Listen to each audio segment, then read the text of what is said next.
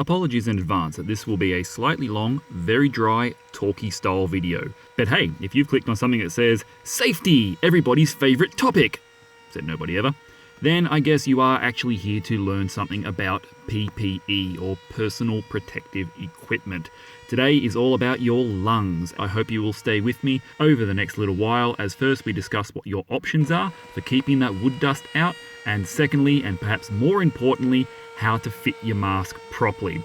Not the most exciting thing in the world, true, but it is rather important and perhaps one of those hazards which we as woodworkers, particularly novice woodworkers, tend to overlook for a while, and we probably really shouldn't. So sit back and relax. If you do get any questions, feel free to ask me after you've gone through. This video is not sponsored by any particular one brand. I'm just using what I happen to have on hand. Please do go out and do your own research and find which model is the most comfortable for you.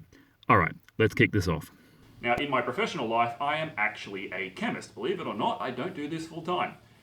What I have at work, which I can bring to the woodworking field though, is a fairly intimate knowledge of particle or respirator control. As obviously at work I'm dealing with stuff much nastier than sawdust, but that can be applied to what you're doing in your workshop, and has been particularly in the news recently here in Eastern Australia with the huge amount of bushfire smoke that you've probably seen on the news, getting lots of people reaching for something to protect their lungs. These things are actually in short supply.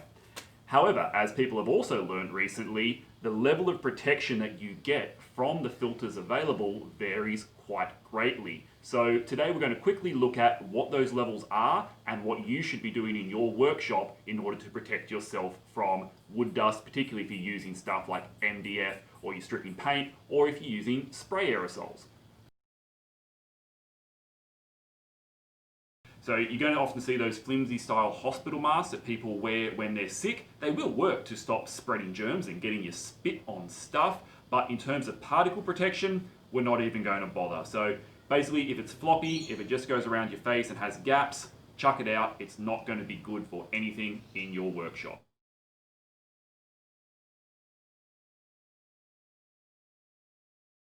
The first level is often referred to as P1. And basically we're not going to spend any time on that because the short version is it is useless for what we are doing here.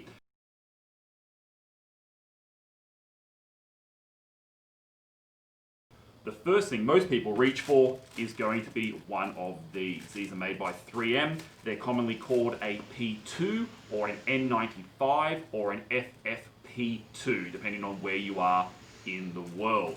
And they are going to be helpful, and they will do most applications for what you want. I've got two different varieties here, this plain white one and this charcoal one. The charcoal one doesn't offer any more protection than the white one, but it will absorb some foul odours. I still wouldn't recommend it for long-term spray use, but with organic solvents it is going to give you a tiny bit of extra comfort. Let's take a peek at these. Alrighty, so here is the charcoal impregnated one. It's got a nose bridge, as most good P2 will, and here is a slightly different style, just regular white one. Now, what does P2 mean? Well, the N95 version sort of gives you a better insight. Basically, that classification means that you're going to filter out 95% of airborne particles, solid matter in the air, down to 0.3 microns. You don't need to understand that, just really, really small, including wood dust, MDF dust, and all of those sorts of nasties.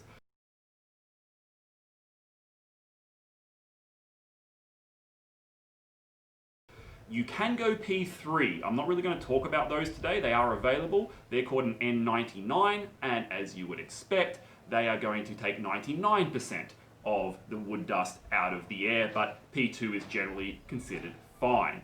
You ever heard of the HEPA filters that you might have in your vacuum or in an air purifier? Those are actually called N100s, and they take out 99.97% of particles out of the air. You don't usually see those on face protection. You're going to see those in vacuums and that sort of thing.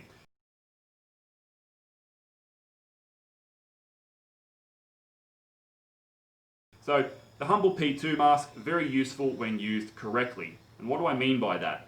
Well, with all these masks, it's about fit. So you've got the nose bridge on there, and you're going to have to bend that around to your face.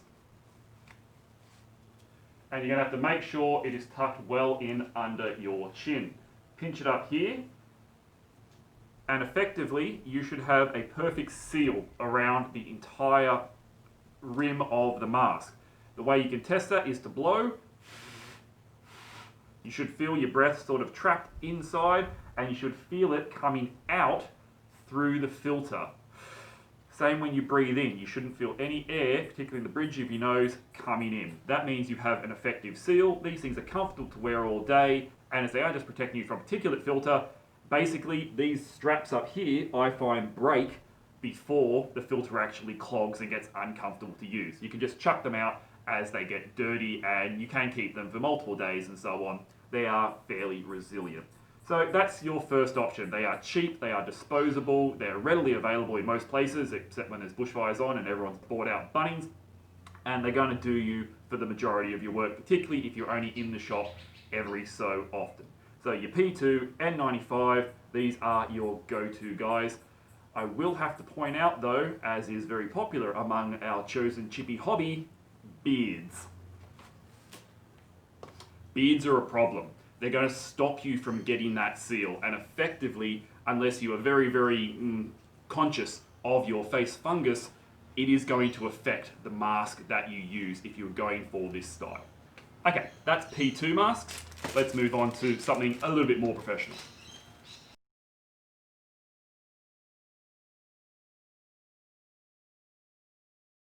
Okay, so the next step up is called a half mask. They're usually silicone for comfort wear. They come in all sorts of different shapes, styles, filters. Sometimes they've got two, sometimes they've got one. This is an older style one, which is why work was chucking them out. We've stepped up to some slightly more comfortable dual filters, but they all work the same.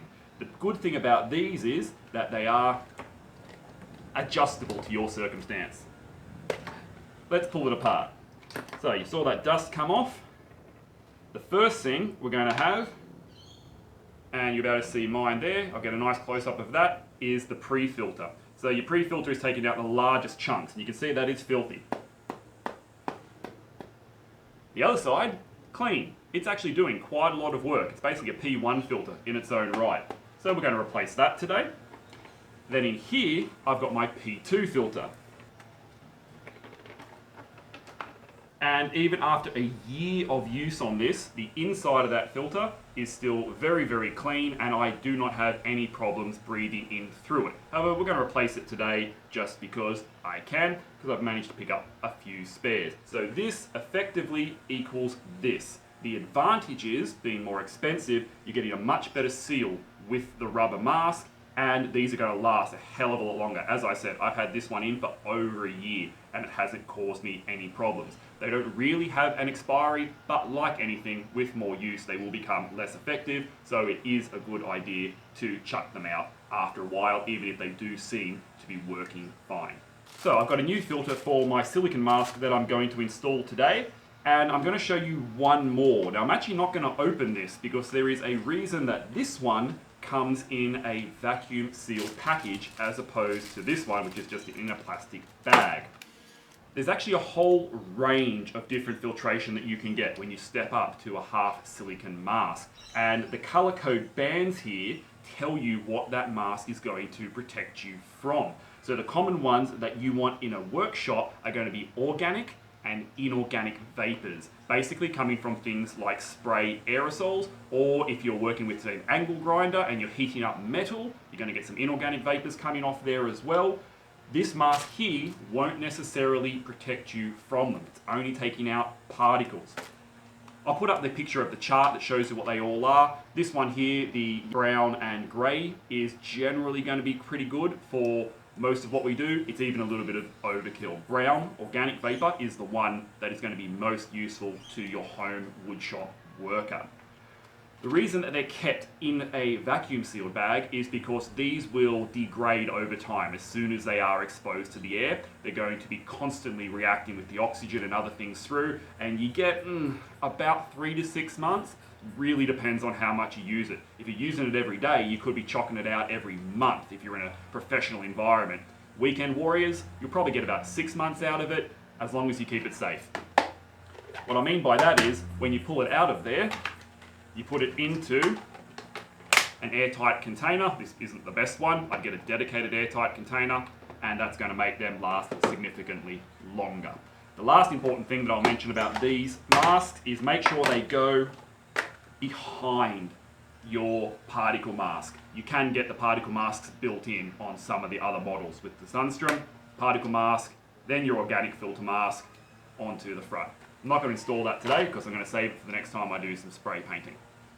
Okay, so let's change the filter. I'm also going to chuck out my old external filter because again, it's had a good life. You can just use warm soapy water, but again, I happen to have these which came with the filters, just a mask cleaner.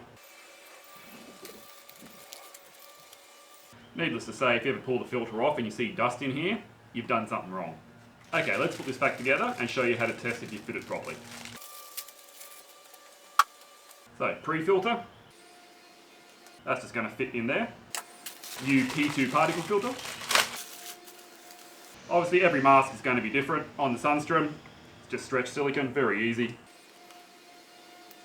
You might also notice, in case it wasn't obvious, they usually have arrows on them as to which way the filter is designed to go. They'll probably only install one direction.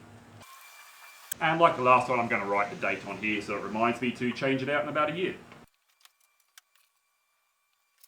Okie dokie, so once you've got that on there, that would work, but this is just going to give your filter a much better life. Reinstall the pre-filter. So these are the intake valves, just took them off to give them a quick clean. They'll just snap back on over here. And that mask is ready to go. Alright, so how I like to put these on, neck strap, over the back. That'll allow it to hang down if you are talking to the camera or doing some other important activity. Head strap. And this is where a beard is going to be a really bad idea. You'll notice that to get a proper seal with the silicone, facial hair is going to be a massive problem. In fact, at work I'm not even allowed to grow a beard for that exact reason. Okay, obviously I've already tightened this to the correct adjustment for myself, and you may not be able to hear me very well. How do we test whether or not I've got a seal? Well, firstly, you're going to be able to feel it around here, and you should be able to breathe freely. You're going to have a little bit of a restriction, but not too much.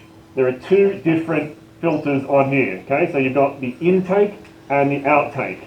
Let's test these outtake ones. Get the palms of your hands, cover the filters, and try to breathe outwards. The mask should move away from your face.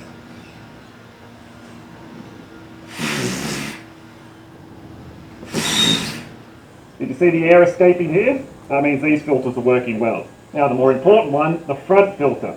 Watch this here as I breathe in after blocking the front filter. If air is trying to come in and you're sucking the filter down, your front filter and your facial seal are all good. In this situation, you are protected very well from the vast majority of dust that you're going to generate in your workshop. This is what I recommend you invest your money on for the home handyman. Doesn't matter what brand, as long as it's a P2, reputable one, and you can get a good seal, it's going to keep you safe.